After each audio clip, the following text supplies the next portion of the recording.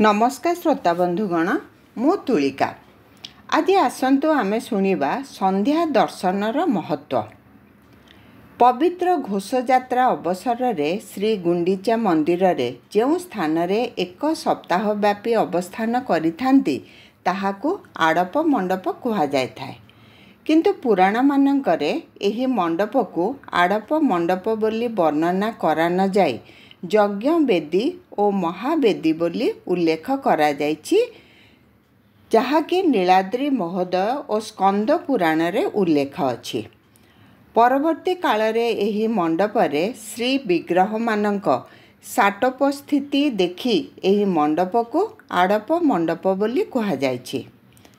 श्री विग्रह मानकर आड़प मंडप रे अवस्थान समय रे दर्शनार्थी तथा भक्तगण सेठारे समवेत हेबा पूर्वक व्रत पालन, इंद्रद्युम्न पुष्करिणी रे स्नान और त्रिकाल दर्शनर प्रशस्ति थिले मध्य संध्या और रात्रिकालीन दर्शनर महापुण्य होइथाए बोली पुराण और शास्त्र मानकरे वर्णना रहिछि।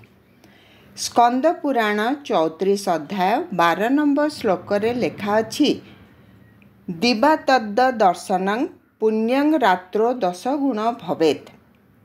विभिन्न शास्त्र अनुजाई नवमी दिन महावेदी बा आड़प मंडप रे श्री विग्रह मानकर संध्या दर्शन अत्यंत पुण्यदायक अटे।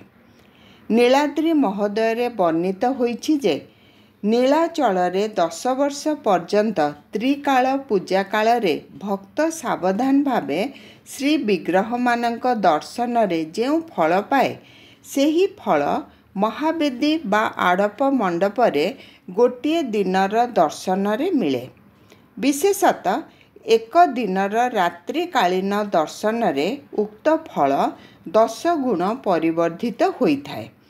सेहीपरि जनसाधारण रे बहुल प्रचारित नीलाद्रौ शतवर्षाणी आड़पे मंडपे दिने उक्ति को स्मरण करी संध्या दर्शन दिन भक्त मानकर श्री गुंडीचा मंदिर रे श्री विग्रह मानकु दर्शन, दीप प्रज्वलन, ब्राह्मण मानकु महाप्रसाद सेवन रे आप्यायित करिथिबा जणा जाए। श्री गुंडीचा मंदिर रे बाहुड़ा पूर्व दिनर संध्या दर्शन बहु पुरातन समय प्रचलित होई आसुअछि। उक्त नवमी तिथि रे श्री विग्रह मानकर अंतिम संध्या दर्शन रूपे पालित हेउअछि। मोट उपरे एठारे संध्या शब्दर अर्थ अंतिम बोली बुझिबाकु हेबो। आजि पई एतिकिरे रहिले।